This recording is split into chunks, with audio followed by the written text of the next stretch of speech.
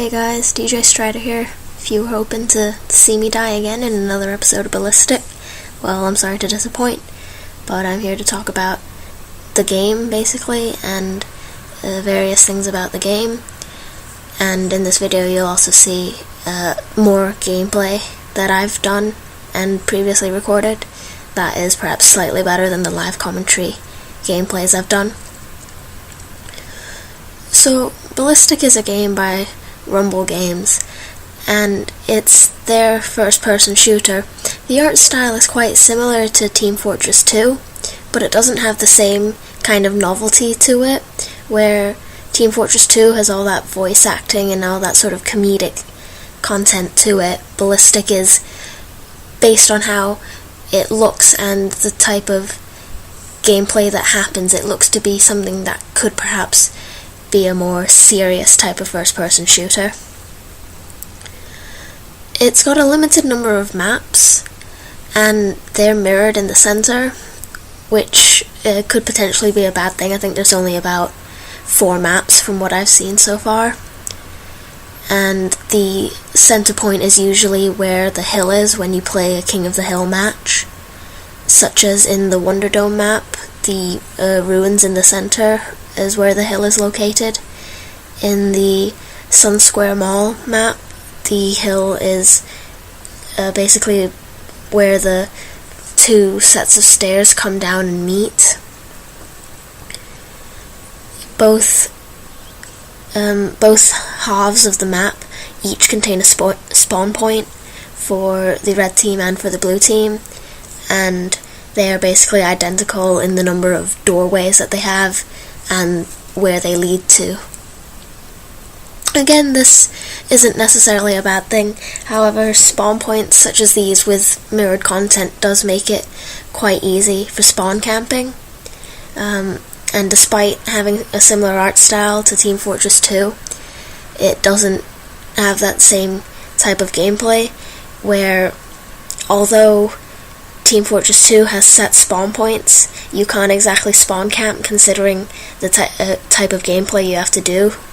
Whereas for Ballistic, the gameplay, where if you're playing something like Team Deathmatch, you can quite easily just spawn camp.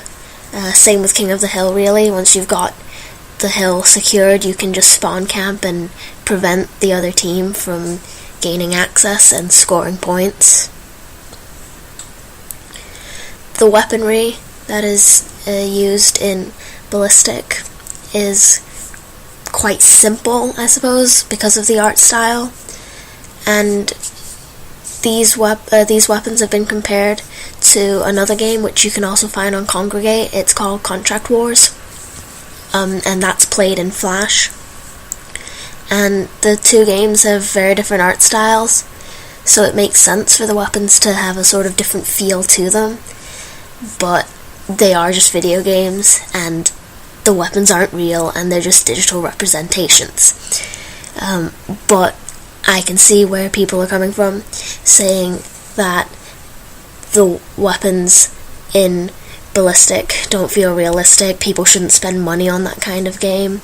However, if that's something you're into, something that feels a bit more laid back, then go ahead and spend money on Ballistic if you choose to. It still is quite a pay-to-win game, however, given the fact that even though you do get given a trial subscription, which lasts about 3 days, and that therefore gives you access to all the 7 classes that Ballistic currently has. Once your trial period ends, you no longer have access to those classes unless you've either gained enough credits through gameplay to purchase one of them, or you decide to just spend some money on the game. And it's still quite pay to win because it does take a long time to earn enough credit to unlock a class, and once you've unlocked the class, you've got to earn more credits in order to upgrade your weaponry, which can slow the game down quite a lot. However, it does also lengthen the gameplay, since you do have to play a lot more in order to upgrade. I suppose that's also a downside to the trial subscription is that even though they've given you a 3-day subscription, you don't get to keep one of the classes that you've played. Perhaps you've enjoyed playing as the tank and you'd like to keep the tank out of all the classes that you've played, and I think they should allow you to keep one of those extra 6 classes you get given access to, as well as keeping the Vanguard. But that's just my opinion. I mean, these guys have to make money somehow, and if this is the way they choose to do it, who am I to stop them, really? They are looking to expand the game, though. In one of the surveys that they've done, they've asked about what type of gameplay you'd like to see, and they are looking to expand the number of game modes that they have, such as including things like capture the flag.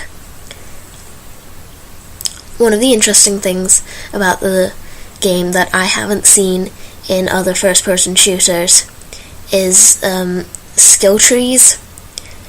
In Team Fortress 2, you don't have this kind of stuff. You've got to just basically buy better equipment or just level up through playing the characters. I haven't seen if there's a skill tree yet, but I haven't been playing TF2 for very long, as far as I know. Contract Wars does have one, but it is a bit tricky to find from what I've seen. It took me quite a while to find the skill tree option in Contract Wars, and even then it's quite limited in terms of, I mean, while it does look like a tree, it's not exactly what you'd expect from it, whereas with Ballistic it does look more like a tree, but the way the skills connect isn't necessarily how you would think either. But it certainly is an interesting concept. With the trees in Ballistic, you do get 3 different pathways after buying the initial skill with your skill points from leveling up, and each row as you move down the tree will cost more skill points, obviously, and I think each character has 5 tiers, I think it is, in Ballistic, and each of the 3 columns has 2 sub-columns, so that makes for something like 31, including that one extra skill you buy at the start, 31 skills that are accessible to each of the 7 characters, which I think is quite a nice touch, but that still doesn't stop the game from being pay to win, because it's quite gaining experience is quite slow. Per match you can probably gain about 600 XP per character, but that's only if you have the XP boost, which you gain from buying a subscription. Otherwise you can just pay to gain chunks of experience to level up each character, or just pay for skill points. Overall, I think the game is quite interesting. There are some things about it that could be improved, but it's certainly worth playing if you do want quite a laid-back type of first-person shooter, because it does give you a chance to sort of, I guess the best word is practice, and it's quite an interesting game that is perhaps worth playing at some point. And with that, I'm going to end the episode here. If you are interested in the game, do check it out. You can find it on Congregate. Like I said before in the first episode, you will need the Unity web player. And that's it for today. Like and subscribe, guys.